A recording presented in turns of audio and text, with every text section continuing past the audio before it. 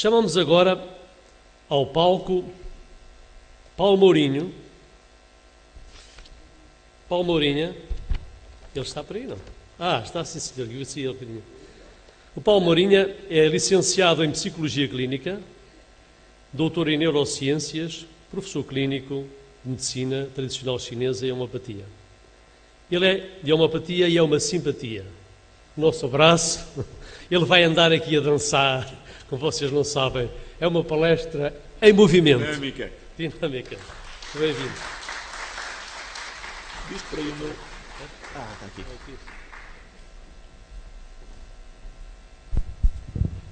Bom dia a todos.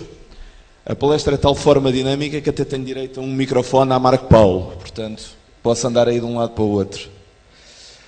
Não sei se, entretanto, tenho acesso aqui já ao meu trabalho. Muito bem, uma das vantagens de não se falar em primeiro lugar é aproveitar aquilo que os outros dizem antes de nós. E o Pedro já me poupou o trabalho em muitos aspectos, felizmente, e já não tenho que falar sobre tantas coisas. É preciso eu passar por aqui para o meu trabalho? Ok, eu vou tentar. Ok. Não há problema nenhum. Tudo se faz.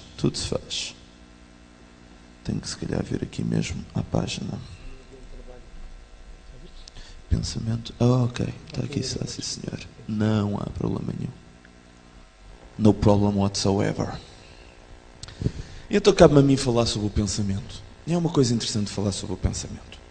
Por um lado, porque é uma coisa que nós jamais deixamos de fazer. Estejamos na carne, estejamos fora dela, mas nós estamos sempre a pensar. Às vezes bem gostaríamos que isso não acontecesse, mas é uma inevitabilidade. No entanto, quando nos toca a definir o pensamento, o problema é grande, é vasto. A doutrina diverge, nem todos dizem a mesma coisa e ao longo do tempo nem todos tiveram a mesma concepção relativamente ao pensamento. Havendo divergências naturalmente entre a filosofia, entre a psicologia, entre tantas outras formas de pensar o conhecimento. Estou a utilizar a palavra pensar de uma forma aberta, como é evidente. Neste sentido, e indo à raiz direta da palavra, pensar é pesar, avaliar, medir, conceptuar, comparar. É isso que a palavra pensar quer dizer. Mas em termos mais gerais, pensar é um conceito polimorfo, é um construto, que pode ser interpretado de múltiplas maneiras. Atualmente, pensa-se de uma forma, relativamente a pensar, antes pensava-se de outra forma, acerca de pensar. No entanto, a história do pensamento é de facto complicada, é extensa e envolve também muitas alterações. Peguemos, por exemplo, em dois dos sábios da Antiguidade, na Grécia, e vejamos como Platão conceptuava o universo. Ele colocava as questões entre um mundo das ideias, um mundo que sobreviveria a tudo, pré-existente, onde a mente era totalitária, onde ela concebia todas as coisas. E depois existia um mundo das formas, um mundo concreto, onde as coisas efetivamente se passavam numa dimensão física. Ele vai buscar grande parte dessa concepção, obviamente, a Sócrates, o filósofo, não é? É o único Sócrates, vale a pena lembrar, mas, pelo menos na minha opinião. Mas, por outro lado, temos um senhor chamado Aristóteles, que vai buscar muito a Tales de Mileto e que diz efetivamente que nada dessa história de dividirmos as coisas. O pensamento faz parte da atuação, tudo é sensível, o que não é sensível não existe. Nós vivemos em torno dessa mesma sensibilidade e aprendemos a fazer fazendo.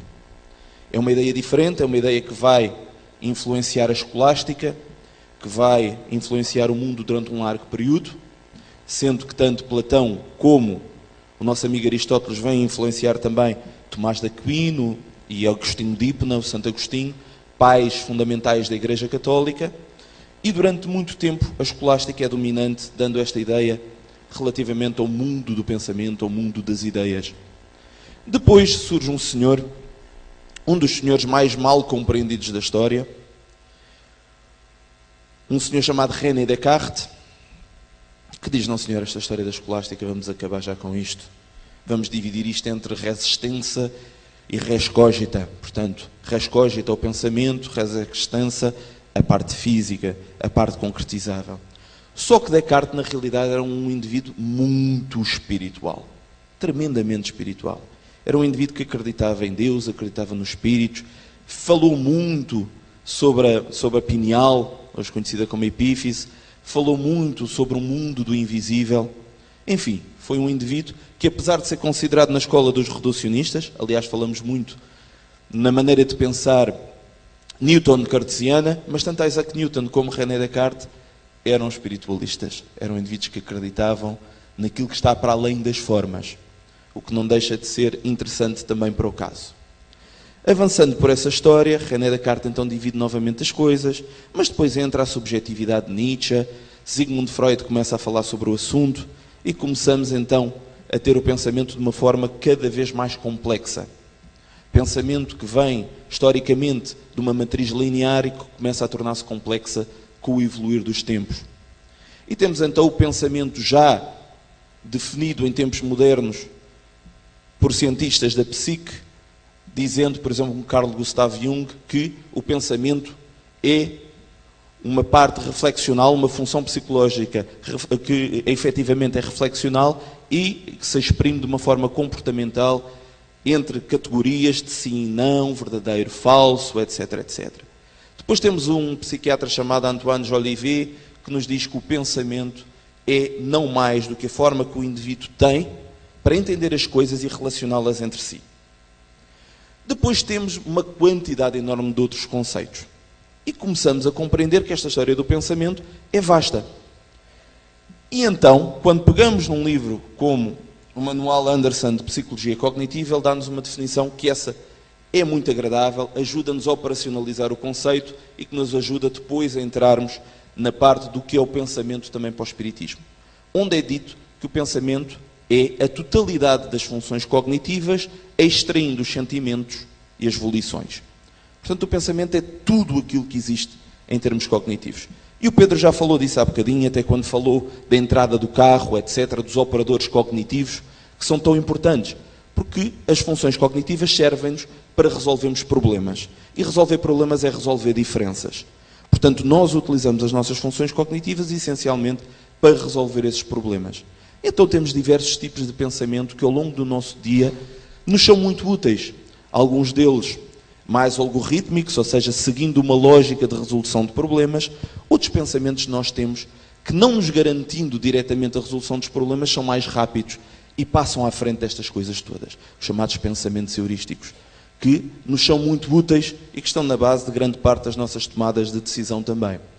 Por outro lado, o Pedro também falou relativamente a pensamentos que fazem o abaixamento e os pensamentos que fazem a subida. Também temos isso no nosso dia-a-dia através dos pensamentos contrafactuais. E nós fazemos tantos pensamentos contrafactuais ao longo da nossa vida, mesmo não sabendo que eles se chamam dessa forma. Vou-vos dar um exemplo. Temos um acidente de automóvel. Saímos vivos, pelo menos vivos aqui na carne, porque vivos estamos sempre, e depois de batermos com o carro pensamos assim, epá, realmente este acidente foi tramado, mas podia ter sido muito pior. Nós aqui estamos a fazer um contrafactual positivo, ou seja, aquilo que nós achamos que poderia ter acontecido é pior do que aquilo que efetivamente aconteceu na realidade. Mas por outro lado também podemos ter outro tipo de pensamento contrafactual e dizemos assim, epá, não acertei no Euromilhões, devia ter colocado lá mais dinheiro, as hipóteses aumentavam.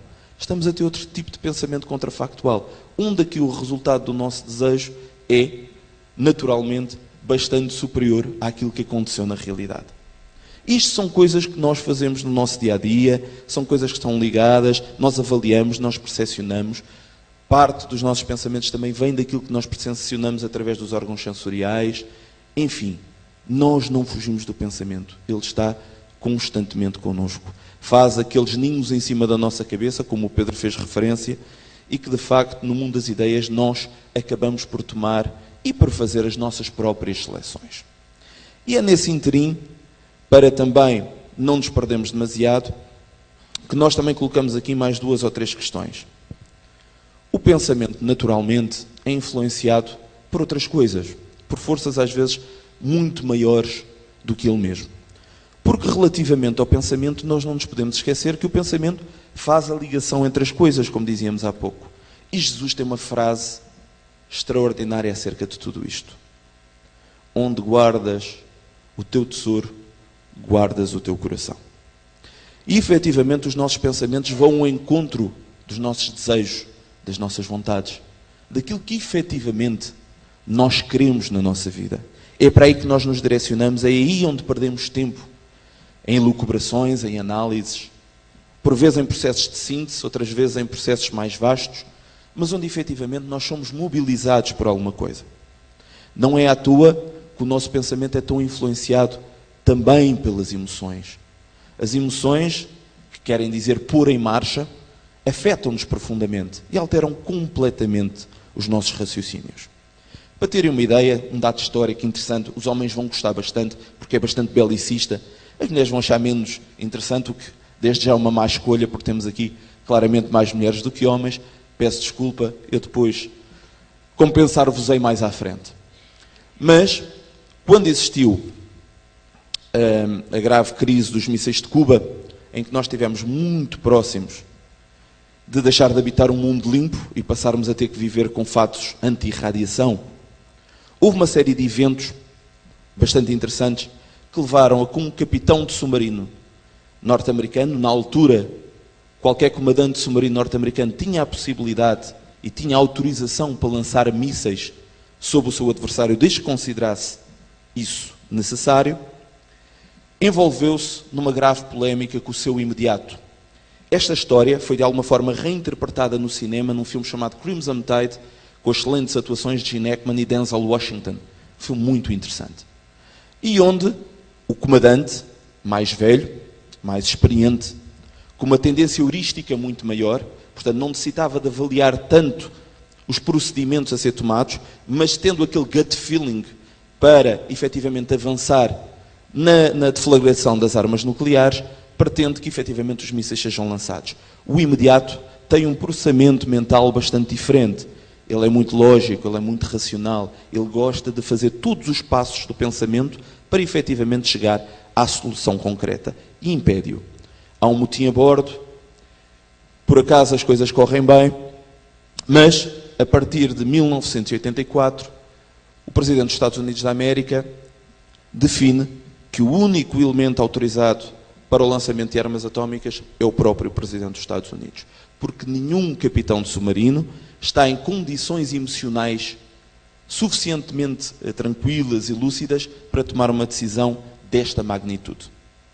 Isto é um facto e demonstra até que ponto as nossas emoções nos afetam.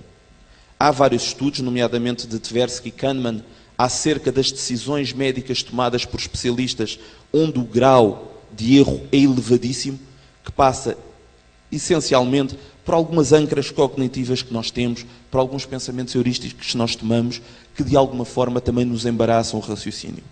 Mas é também graças a esses pensamentos rápidos que um piloto de uma companhia aérea norte-americana conseguiu pousar o seu avião no rio Hudson sem levar à morte ninguém, porque ele teve que ultrapassar todos os procedimentos habituais na aterragem de um aparelho, ultrapassar todos os procedimentos automáticos e computadorizados que atualmente os aviões possuem para utilizar o seu próprio conhecimento anterior e tudo aquilo que ele na altura considerou correto para aterrar esse mesmo avião. Portanto, temos aqui um mundo bastante complexo. Mas quando chegamos ao Espiritismo, outras questões se levantam. Não apenas relativamente ao pensamento, mas de onde o pensamento parte. Nas vossas conversas com alguns neurologistas, com alguns psiquiatras, até com alguns endocrinologistas, e alguns cientistas do mundo das ciências ditas mais duras, como físicos, etc., dir-vos-ão que o pensamento é criado no cérebro. São capazes até de cartografar o cérebro e de dizer-vos exatamente que função é ativada, o que é necessário para efetivamente se produzir pensamento. No entanto, esta visão de alguma forma restritiva acerca do pensamento enquanto um subproduto do cérebro é reduzir o pensamento a, por exemplo, uma bilirrubina ou com qualquer outro fluido orgânico que encontra apenas e só o seu local de nascimento dentro de um órgão, de uma glândula, etc. E o Dr. Bezerra de Menezes tem um livro onde basicamente fala acerca de tudo isto e nos demonstra que o pensamento ultrapassa em muito a função física, a função corporal. Então, a mente deixa de ser um subproduto do cérebro para ser extracerebral. E é esse o paradigma atual, pelo menos daqueles que acreditam numa psicologia mais transpessoal, aqueles que acreditam também numa psiquiatria transcultural, onde as coisas são mais dilatadas, onde as coisas são mais observáveis de um ponto de vista maior. E, de facto, para nós espíritas, a mente, de facto, não está no corpo. O cérebro é um elemento codificador, como o Pedro há pouco disse. As suas funções são ativadas, sem dúvida, mas são ativadas pela mente em primeira instância. E a mente não está no cérebro. A mente, ou campo mental, como nos diz tão bem André Luiz, é um envoltório do espírito. É, em si mesmo, uma dimensão alterada, onde de alguma forma ultrapassamos esta maquinaria e onde tomamos decisões. É na mente, parte atuante e mais importante do espírito, que nós emitimos pensamento. É aí também que definimos o nosso corpo espiritual, o nosso perispírito. É aí que nós guardamos também as memórias pregressas e onde efetivamente está o recesso do nosso íntimo maior. Portanto, a mente ultrapassa em muito esta maquinaria cerebral e algo ainda quase tão indefinível como falarmos de Deus ou do nosso espírito. Porque ainda sabemos menos do que aquilo que julgamos saber. É curioso que numa das perguntas do Livro dos Espíritos é perguntado se ao homem é possível compreender a natureza de Deus. E os Espíritos respondem de uma forma muito interessante. Não. Para isso falta-lhes um sentido. Algumas pessoas entendem esse sentido como um sexto, sétimo, oitavo sentido. Eu prefiro pensar que é um sentido caminho. Uma forma de atingirmos um estado de consciência que nos permite entender Deus, não apenas por aquilo que nos parece, mas precisamente aquilo que entre nós é possível encontrar. Porque efetivamente Ele está em nós, está claramente no nosso espírito, está também nos processos mentais, como é evidente. E neste caso, quando falamos então desta mente que ultrapassa o corpo, nós percebemos uma nova característica do pensamento, ou pelo menos uma maneira de vermos o pensamento como nenhuma outra. É uma forma de comunicação rápida, uma forma de comunicação idónea, uma forma de comunicação consistente. Umas vezes para o bem, outras vezes para coisas não tão boas, naturalmente. Mas, Pedro há bocadinho falava nas funções telepáticas, é verdade que sim, nós transmitimos o pensamento uns em direção aos outros, o pensamento ganha forma na ideia de fluido cósmico universal, que para nós espíritas é, sem dúvida, a base para o universo físico e também para a união com o princípio espiritual, e onde o pensamento é substância, é força, tem dimensão, é possível emiti-lo. E como tal, outras inteligências vão captar o nosso pensamento. Inteligências na carne, inteligências fora da carne. Sendo que estas fora da carne, pelo menor embaraço do corpo físico, vão captar mais facilmente esse pensamento. E então aí nós estamos nuzinhos. Não há nada que sirva de capa àquilo que nós somos, àquilo que nós pensamos. Porque o que nós pensamos define-nos. Diz-me o que pensas e eu dir-te é quem te acompanha, que é uma atualização de uma frase antiga. E, efetivamente, dentro desta conceptuação do Espiritismo, que não é apenas do Espiritismo, mas o Espiritismo vem defini-lo de uma forma diferente com Kardec, nós entendemos uma série de coisas.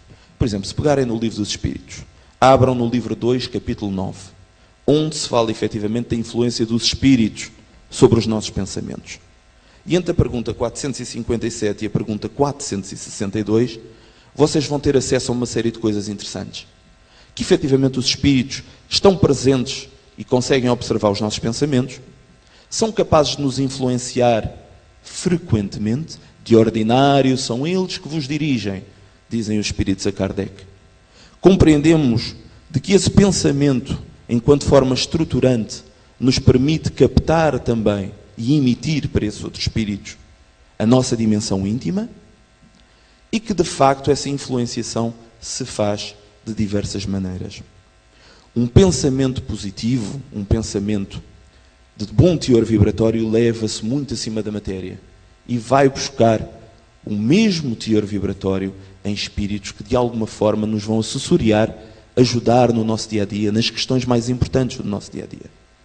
Nos nossos pensamentos mais rasteiros, eu sei que não são muitos, mas nos nossos pensamentos mais rasteiros, e de facto esse teor vibratório baixa e vai captar imediatamente abaixo. O Pedro há bocadinho falou sobre a oração. Ora, a oração é epítome do pensamento glorificado. É a nossa ligação ao divino, é a nossa ligação aos planos mais altos da vida.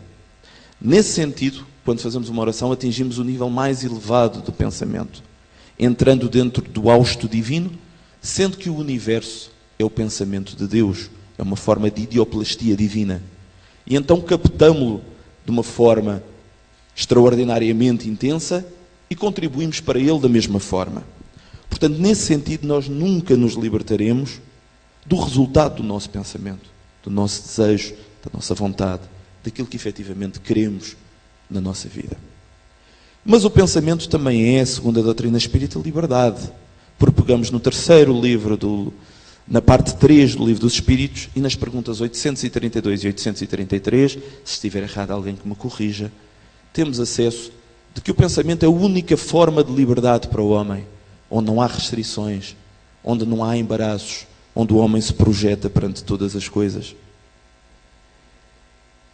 E pensando acerca dessa resposta dos Espíritos a Kardec, ajuda-nos a perceber que a única razão por que nós às vezes nos enclausuramos no nosso pensamento, nos desviamos, fazemos produção de pensamentos menos corretos, é efetivamente ainda a nossa forma menos concretizável de viver bem.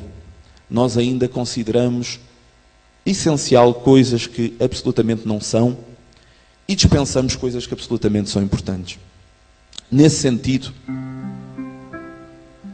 é para eu cantar? Também posso fazer. Para bem de toda a gente é melhor continuar apenas a falar.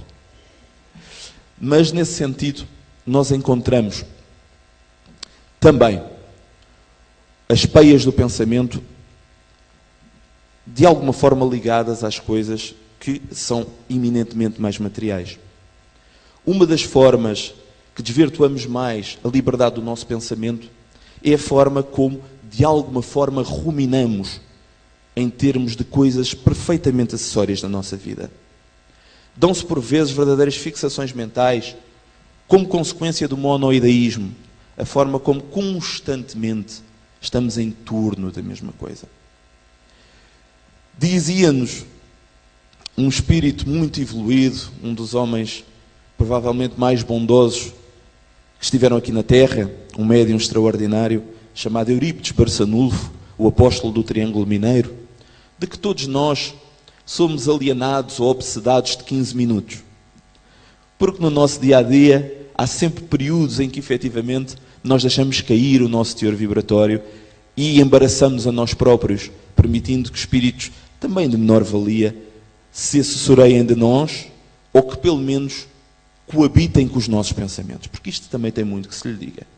Quando alguma coisa corre mal, quando o nosso pensamento está aquém daquilo que nós pensamos, quando passamos a noite a dizer disparates, atribuímos habitualmente essa questão aos espíritos que estão à nossa volta. Coitadinhos, não é? Não é nada. Mas quando nós temos aquele rasgo de gênio, aquele momento, aquela epifania, aquele insight, nada disso. Isto é meu. E até fazemos tendinites, tanto dar palmadinhas nas nossas próprias costas. Também não é correto. Mas eu continuo a achar que Eurípides Barçanulfo era muito bondoso. Nós não somos alienados nem obsedados de 15 minutos. Somos de muito mais tempo. Para a vossa conjectura, para o vosso juízo. Estão numa reunião como esta, não agora que eu estou a falar, que isto é mais entediante do que ir ao dentista. Mas imaginem que estavam a ver uma palestra como deve de ser. E efetivamente o vosso teor vibratório está lá em cima. Vocês sentem-se maravilhosos. São capazes de beijar os vossos inimigos. Fazer festinhas a todos aqueles que vos dão pontapés. Chegam lá fora e o vosso carro tem outro carro à frente. e vocês têm onde estar daqui a 20 minutos.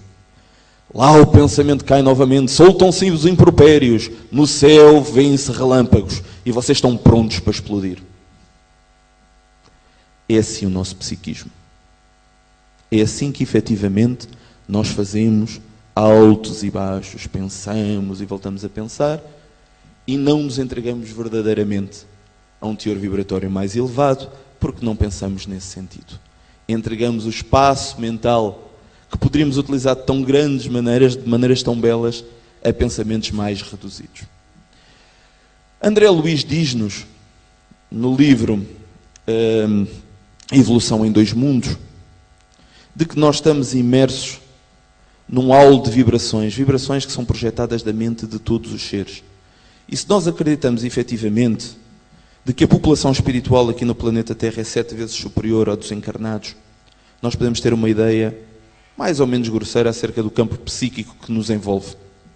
Não é à toa que caminhamos por vezes numa grande superfície, local absolutamente, ou pelo menos aparentemente anódino, algo que não nos fará mal nenhum. E de repente ficamos irritados, desvitalizados, incomodados. Porquê? Porque efetivamente a nossa sensibilidade mental, a nossa sensibilidade mediúnica, vamos falar da parte da tarde, há bocadinho o Pedro dizia que se falasse durante 2 horas iria ser internado, ou pelo menos alguém necessitaria de ser internado. Eu tenho a certeza que vou ser internado porque vou falar de novo à tarde. Portanto, é internamento pela certa. E vou falar-vos de mediunidade. Mas abrindo já as portas, todas as comunicações entre os seres, entre os deste e do outro lado da vida, ou entre aqueles deste mundo que se influenciam uns aos outros, temos claramente a questão do pensamento. Exatamente. E nós sentimos psicosferas, nós sentimos de alguma forma a influência do pensamento dos outros, não apenas daqueles que estão naquele momento. Sentimos como se as paredes estivessem impregnadas de um determinado psiquismo. Isto porquê? Porque sendo o pensamento uma forma real, uma forma concreta, uma emanação de energia que pode se transformar em matéria, veja-se a influência atual e desde já também o entendimento que já fazemos acerca das doenças psicossomáticas, nós entendemos a influência do psiquismo sobre as formas físicas. E se de facto isto é uma realidade, imaginemos até que ponto nos pode marcar, nos pode depauperar a conjugação de pensamentos negativos em torno de nós. No entanto, nós não somos vítimas de coisa alguma. Já nos diz Hermínio Correia de Miranda, no seu livro Diversidade de Carismas, de que ninguém rouba o condomínio espiritual de ninguém. Nós é que abrimos a porta, nós é que permitimos ser influenciados por essas mesmas psicosferas. Portanto, se nos podemos entregar e podemos de alguma forma falir, ainda que por alguns instantes, em termos daquilo que acreditamos, daquilo que efetivamente nós consideramos correto para as nossas vidas, imaginemos o que é que nos pode fazer a crença absoluta, o entendimento acerca do que de bom existe no universo. Como nós nos podemos sentir bem, como nós podemos alterar o nosso psiquismo com a prece, com música.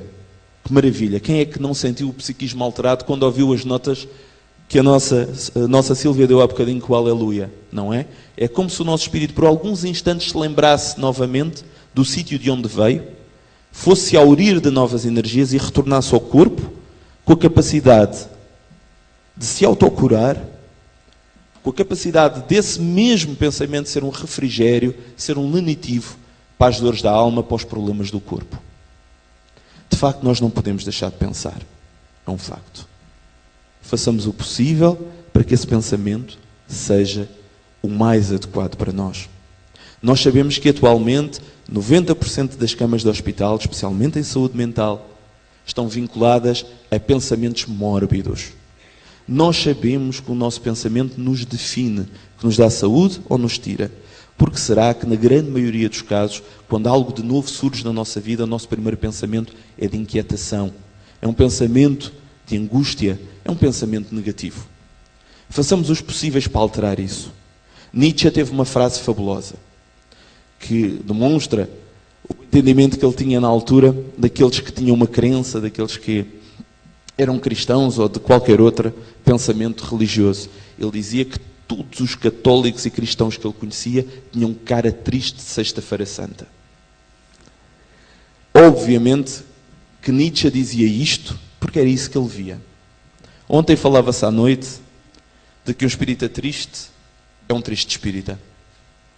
Se efetivamente permitirmos que o nosso pensamento seja um pensamento otimista, seja um pensamento alegre, um pensamento racional, mas ao mesmo tempo com margem suficiente para ser flexível nas coisas novas, para se permitir as inflexões da vida e mesmo assim olhar no futuro com essa firme certeza de que a vida não é um acaso, não vivemos aqui aleatoriamente, temos sempre à nossa volta aqueles que nos amam verdadeiramente, saberemos à partida de que de facto não vale a pena pensarmos de forma angustiada, projetarmos no futuro coisas negativas que nos aconteceram no passado, por tudo isso tem influência, e não, jamais, não é? Jamais nos deixarmos de alguma forma acometer pelo síndrome da Gabriela.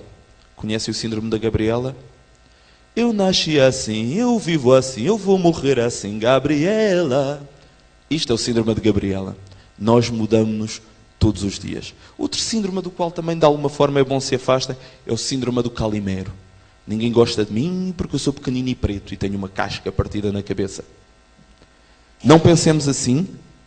Permitamos que o nosso espírito se manifeste através do pensamento de forma salutar, correta, solidária. Lembremos-nos daquele apelo há bocadinho à vida e permitamos que o nosso pensamento se torne complexo, permitamos que o nosso pensamento se torne abrangente, sistémico, saibamos ter pensamentos abstratos, transcendentais, porque todos eles nos vão, de alguma forma, permitir uma ascensão espiritual. Há coisas absolutamente notáveis neste sentido, e lembro-me sempre de uma história que é contada, aliás, ela não é apenas contada pelo Espírito Shaolin, num livro de João Nunes Maia, no Ave Luz, também é contado pelo Espírito Irmão X, no Livro da Esperança, e onde nos diz que a determinada altura, junto a Jesus, e é importante pensarmos nisto, cada um dos apóstolos de Jesus tinha características personalísticas totalmente diferenciadas, raciocínios diversos, formas de pensar absolutamente dispares. E, se prestarmos mais atenção, cada um deles reflete um bocadinho uma parte da nossa sociedade. E entre eles havia um tal de Filipe. Filipe era um trabalhador incansável, mas ao mesmo tempo era o indivíduo mais terra a terra, não tinha um pensamento assim muito transcendental. E um dia vem falar com Jesus e diz-lhe assim: Jesus, toda esta história, eu estou a utilizar as expressões mais modernas, naturalmente. Também, se calhar eu vou-vos dizer que ele trazia sapatos Nike e na realidade ele trazia alpercatas, mas pronto, isto são coisas de Zeitgeist. E então, naturalmente, ele vem ter com Jesus e diz: Jesus, esta história da mensagem de Deus é demasiado para mim. É demasiado abrangente, é demasiado etérea, é demasiado avançada. Eu sou um homem da terra, não entendo nada disto. Tens que me explicar melhor. E Jesus diz-lhe: então porquê é que não subimos ao monte? E todos os grandes momentos vêm da subida ao monte, não é verdade? Acompanha-me à subida ao monte e eu vou-te falar sobre esta coisa da mensagem divina. E então Jesus começa a subir pelo monte e Filipe vai atrás e Filipe diz: não podemos subir ao monte, mestre. São 12 da tarde. Já viste o sol? Vamos morrer. E Jesus lhe diz: continuemos. Vai avançando e vai falando sobre a boa nova e Filipe vai andando atrás, ficando um pouquinho mais para trás, porque em vez de ter os tais ténis da Nike, ele traz alpercatas e as pedras vão entrando dentro das sandálias, ele tem dificuldades a andar. E então Jesus vai falando cada vez mais à frente e ele vai ficando para trás. E já não consegue ouvir a prédica de Jesus. Mais tarde, já sentido derrotado pelas pedras, ele senta-se no chão. E Jesus, que já fazia o caminho inverso, descendo o monte, vem ter com ele e diz: Filipe, o que se passa, homem? Por que não me acompanhaste? E Filipe lhe diz: mestre, não vês que tenho as sandálias cheias de pedras? Como é que eu conseguiria caminhar atrás de ti? E Jesus lhe diz: vês, Filipe, quando preocupado com o sol, que a todos acalenta, que todos ajuda, que todos beneficia, assim como a vontade de Deus, tu deves te preocupar apenas com as pequenas pedras que estão no teu caminho. Apenas isso te impede o teu pensamento, apenas isso te impede a tua fé. Muito grato a todos pela vossa paciência. Até já.